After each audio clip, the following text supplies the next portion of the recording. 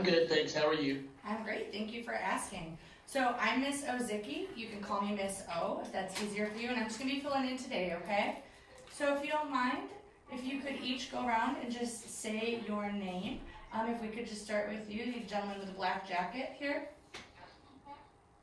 Hey, first off, I'm the pretty one. My name is Kevin. Okay. How are you? I'm great, thank you for asking. And how about you? Hi, I'm Cindy or CJ. Okay. Do you have a preference? Whatever you like. Okay, alright, thanks CJ. And how about for you? Hey, I'm Ed. Nice to meet you, Ed. Hi, Sean. Hi, Sean. And last but not least, Hi, Mary. hi, Mary. Well, it's nice to meet you all. So we just finished watching the video. Can anybody tell me what we think it was about or what we might be learning today?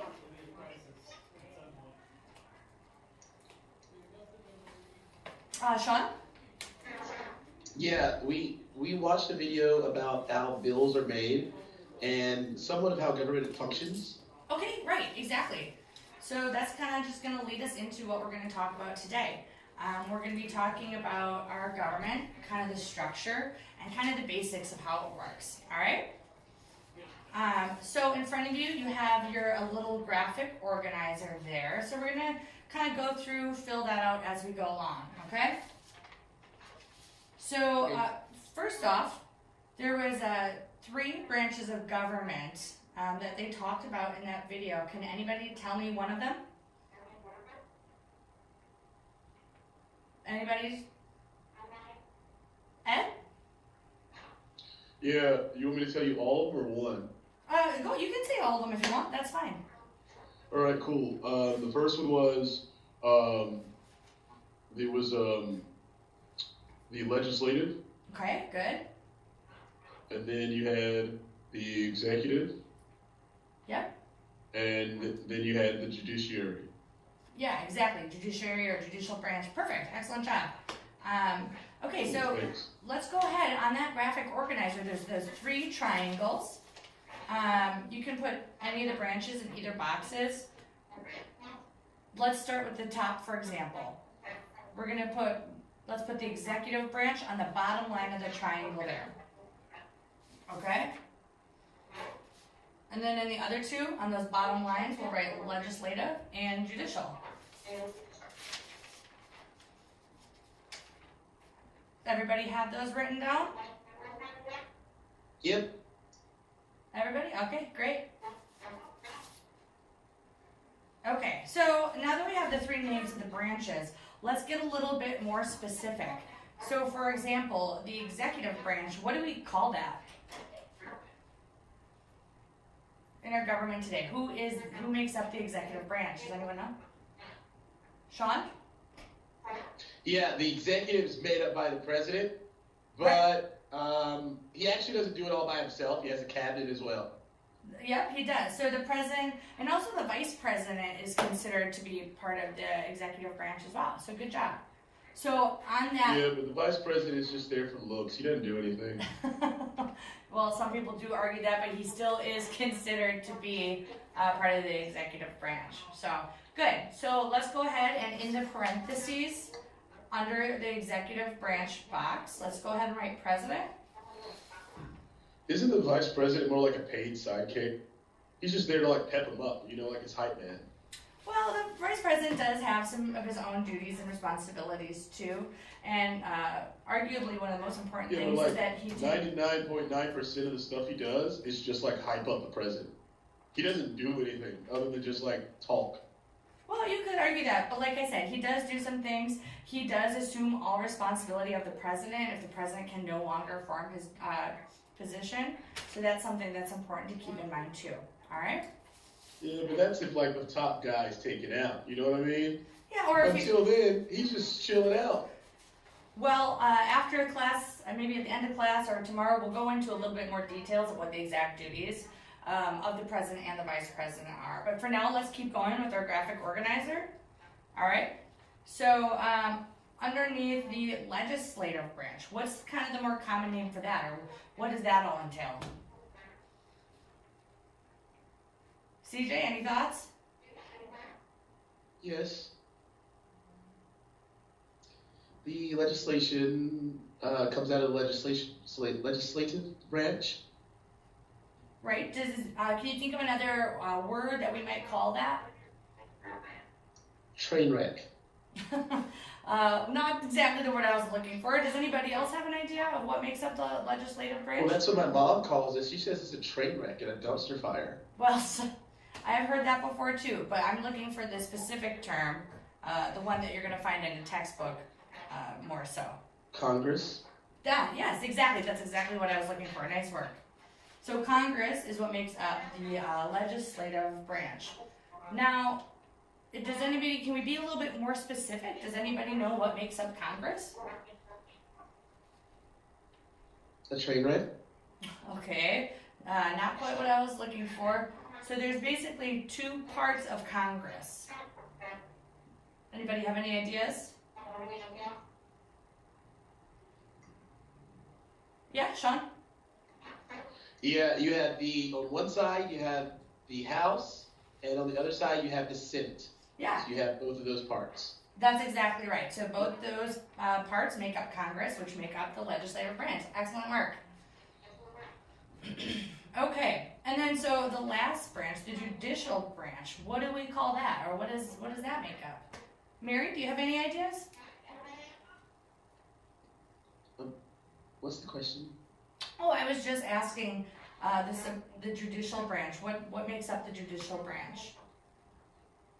The judicial branch is made up by the Supreme Court, but also there are more judges that are also approved that are below the Supreme Court, because cases don't just go to the Supreme Court, they have to make it up to it.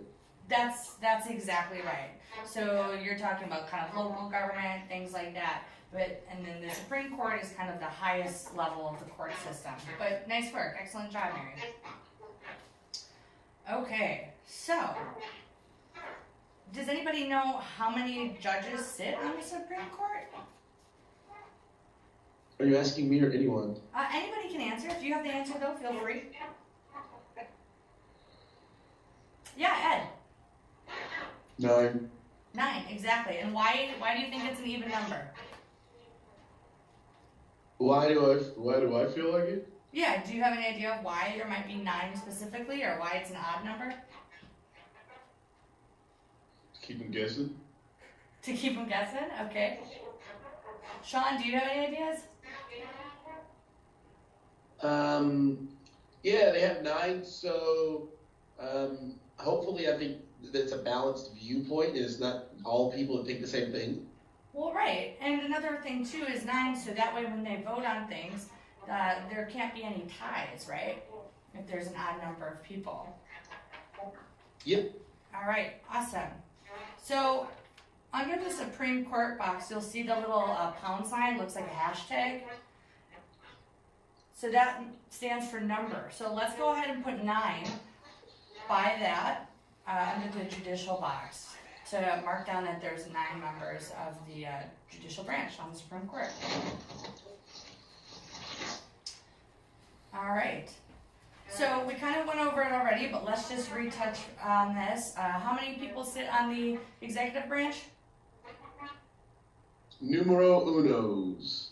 Numero uno? What do we call numero uno? Unless you talk about the hype man. Okay, let's talk about numero uno and the hype man. So how many people is that? Well, it's like 1.5 because only one of them works. All right, well, let's round up to 2, okay? So by the pound sign on the executive branch box, let's write 2 there. All right. Everybody writing things down? Cindy, did you get that written down? All right, great.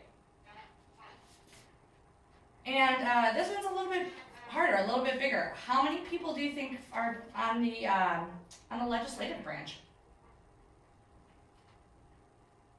Any guesses? Yeah, Kevin, what do you think? Yeah, I know that in the Senate there's like 100. Yeah, that's exactly right. Because there's how many from each state? There's 2 from every state. Somebody told me that the District of Columbia has more people in it than some states, but people in Columbia have to actually pay their taxes. Mm-hmm. So isn't that like why a revolution happened? Well, that is part of the argument that they don't have enough representation. And if we have a little bit of time after class, we can go into that in a little bit more detail, okay? Yeah, that's it. Yeah. My folks were talking about that. They said, Yeah, what did they say, Sean?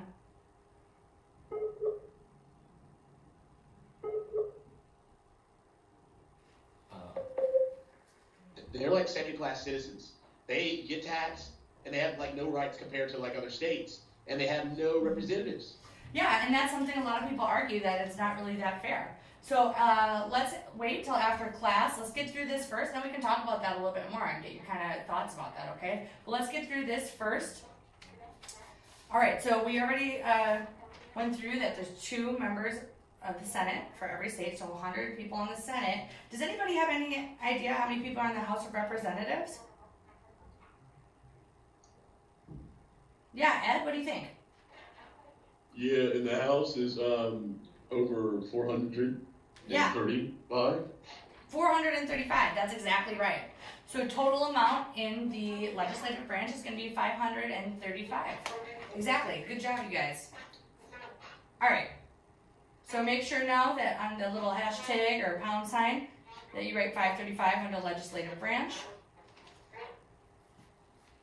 How come we're making it hard on Puerto Rico? What's that? How come we're making it hard on Puerto Rico? Again, that's something that there's a lot of controversy about, and at the end of class, when we have a little bit of free time, when we're talking about DC, we can talk about Puerto Rico too. But again, let's bring it back right now just to the branches of government, because I want to get through this quick because this will make it easier to understand those bigger issues like DC and Puerto Rico, okay? So, now let's go through what each branch of the government does. So, what do we think the legislative branch or Congress, what do they do?